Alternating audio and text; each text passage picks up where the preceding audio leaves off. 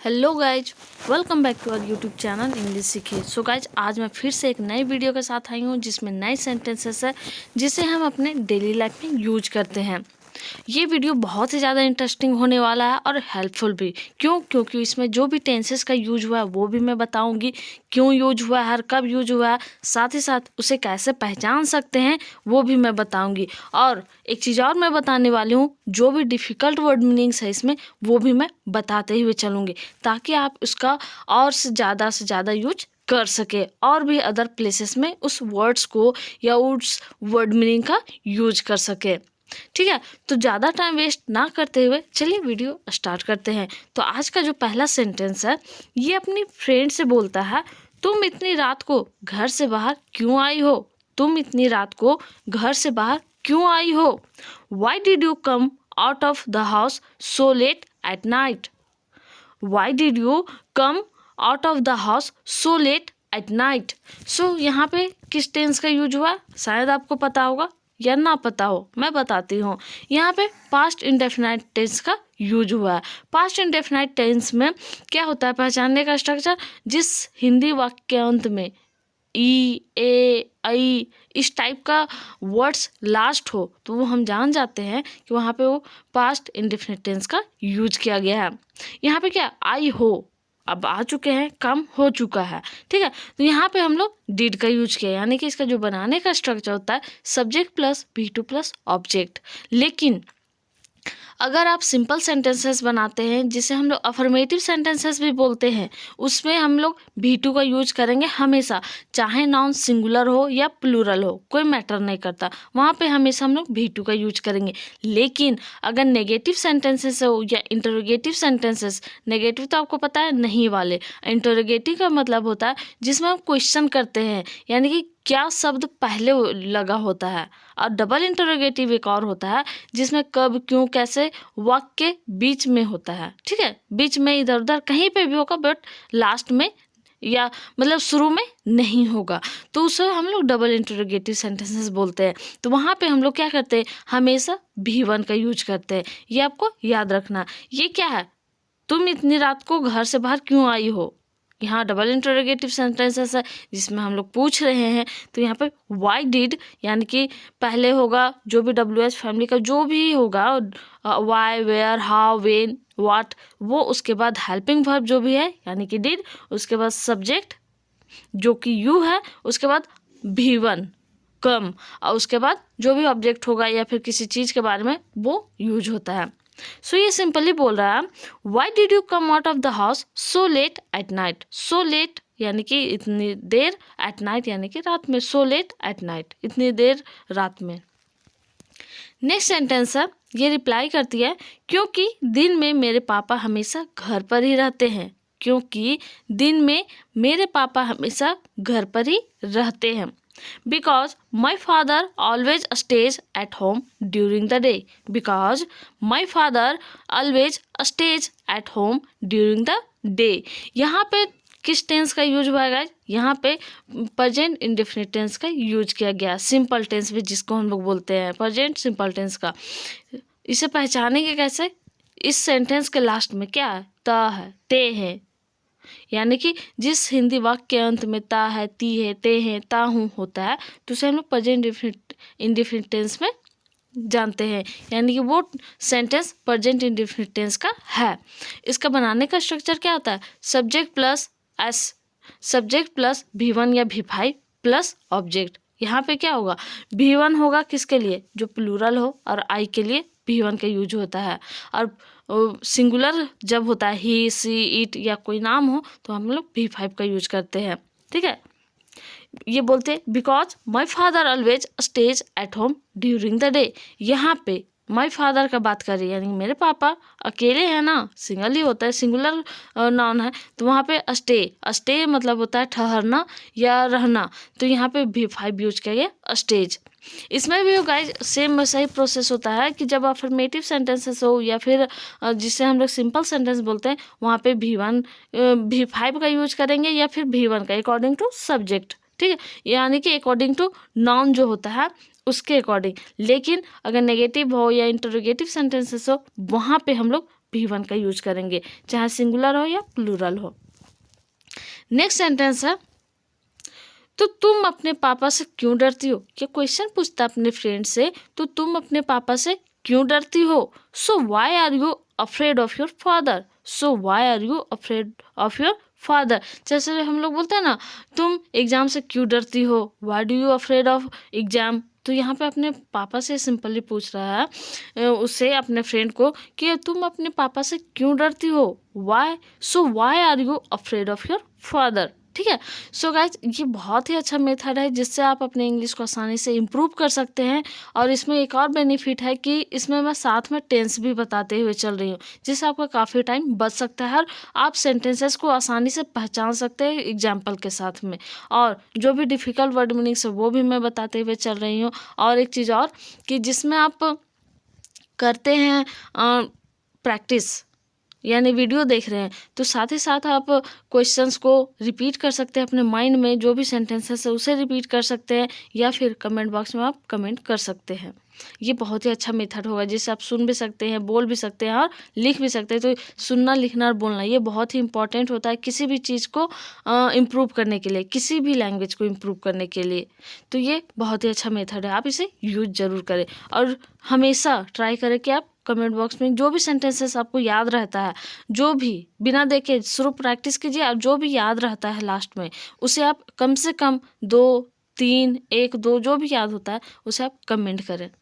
So next sentence है, उन्हें यह बिल्कुल भी पसंद नहीं है कि मैं घर से बाहर जाऊं। ये रिप्लाई करती है अपने फ्रेंड को, उन्हें यह बिल्कुल भी पसंद नहीं है कि मैं घर से बाहर जाऊं।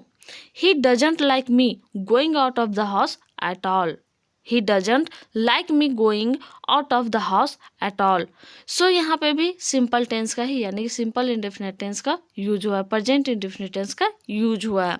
He doesn't like me going out of the house at all. He doesn't का यूज हुआ है, doesn't यानी कि ही सिंगुलर है, इसके लिए doesn't का यूज किया गया है। Like me going out of the house at all. Next sentence है, ये रिप्लाई करता है अपने फ्रेंड से, फिर से बोलता है, इसलिए तुम डर से घर से भागकर यहाँ आ गई। ये एक तरह से क्वेश्चन भी पूछ सकते हैं, क्वेश्चन भी बोलते हैं, या फिर सिंपली बोलते हैं, इसलिए तुम डर से घर से भागकर यहाँ आ गई। That's why you ran away from home out of fear and come here. That's why you ran away from home out of fear and came here. इसलिए तुम डर से भाग कर घर से यहाँ पे आ गई। ठीक है, इसलिए तुम डर से घर से भागकर यहाँ आ गई। That's why, इसलिए, That's why भी यूज करते हैं, इसलिए या so भी यूज कर सकते। You ran away from home out of fear and came here. Next sentence है, हाँ क्योंकि मैं अपनी ज़िंदगी अपने हिसाब से जीना चाहती हूँ। हाँ क्योंकि मैं अपनी ज़िंदगी अपने हिसाब से जीना चाहती हूँ। यहाँ पे भी सिंपल टेंस का यूज हुआ। ये बोलते yes because I want to live my life as per my own. Yes because I want to live my life as per my own, यानी कि मैं अपने हिसाब से अपनी ज़िंदगी जीना चाहती हूँ, अपने तरीके से जीना चाहती हूँ, ऐसा बोलते हैं ना। तो ये सिंपली वाइज बोलती है, यहाँ पे भी सिंपल टेंस का यूज हुआ है। सिंपल टेंस बोलेंगे मतलब समझ आना है कि प्रेजेंट इंडेफिनिट टेंस का। ठीक है, yes because I want to live my life as per my own, यानी कि अपने हिसाब से, अपने चॉइस से मैं जीना चाहती हूँ। वांट टू का यूज किया गया, चाहना है बात हो रहा है। और हमेशा मैं बताते हुए चलती हूँ और अभी भी बताती हूँ, want to, love to, hate to, try to, have to, यानी कि टू के बाद अगर कोई भी आप वर्ब का यूज करते हैं तो वहाँ पे आपको हमेशा भी1 का यूज करना है, टू के बाद भी1 का यूज करना है। ठीक है, सो नेक्स्ट सेंटेंस है, तुम ये सही हो लेकिन घर से भागना सही नहीं है। उसे समझाते हुए, यानी अपने दोस्त को समझाते हुए बोलता है, तुम सही हो, यू आर राइट, तुम सही हो, यू आर राइट, लेकिन बट घर से भागना सही नहीं है। But running away from home is not right, but running away from home is not right.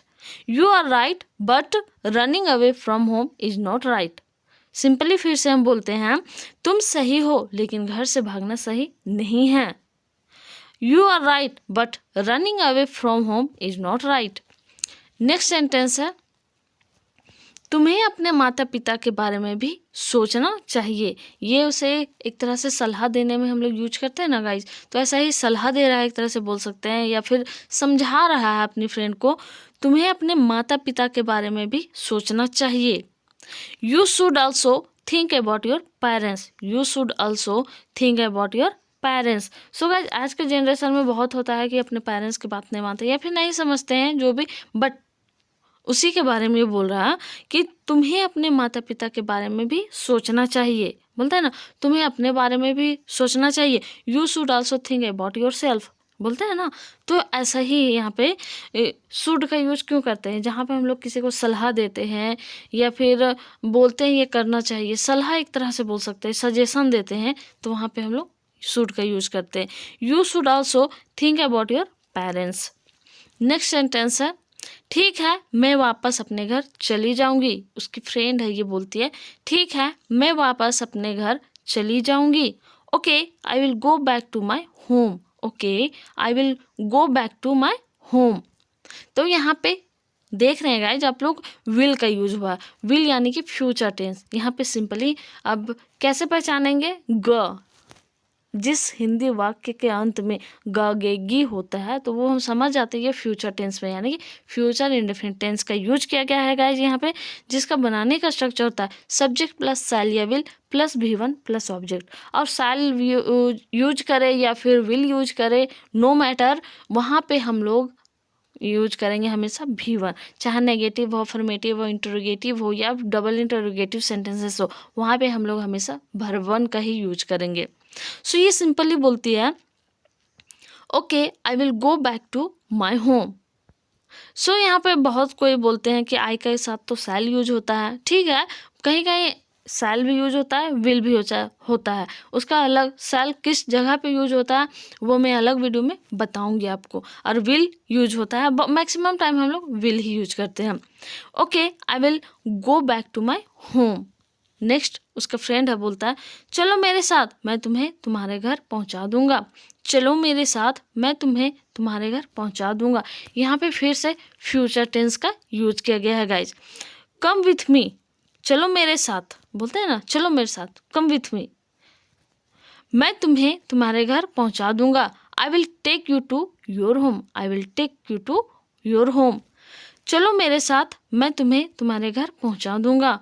Come with me I will take you to your home. Come with me I will take you to your home. So guys sentences I hope ये आप लोग के लिए काफ़ी helpful रहा और इसे आप अपने डेली लाइफ में ज़रूर यूज करें। और किस टाइप का वीडियो चाहिए ये भी आप कमेंट करें, मैं आपके कमेंट का वेट करती हूँ, बट आप लोग कमेंट नहीं करते हैं।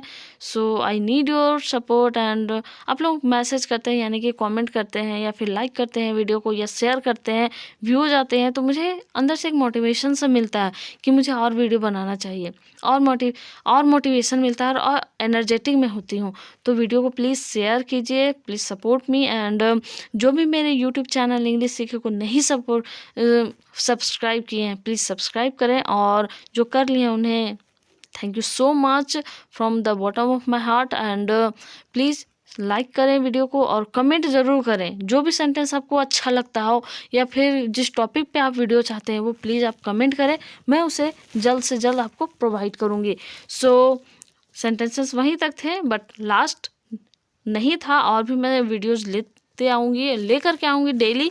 और देखिए लाइक करें वीडियो को, शेयर करें अपने फ्रेंड्स के साथ और सब्सक्राइब करना एकदम से ना भूलें। और साथ ही साथ जो भी पार्ट अच्छा लगता हो, जो भी सेंटेंस यानी कि अच्छा लगा उसे आप कमेंट ज़रूर करें। और साथ ही साथ अगर आप और अच्छे से प्रैक्टिस करना चाहते हैं तो आप जो मैं बोली हूँ उसे आप ज़रूर से कमेंट करें, यानी कि जो भी सेंटेंसेस है उसे आप नोट डाउन करें या फिर कमेंट बॉक्स में कमेंट करें। So thanks for watching my video. Thank you.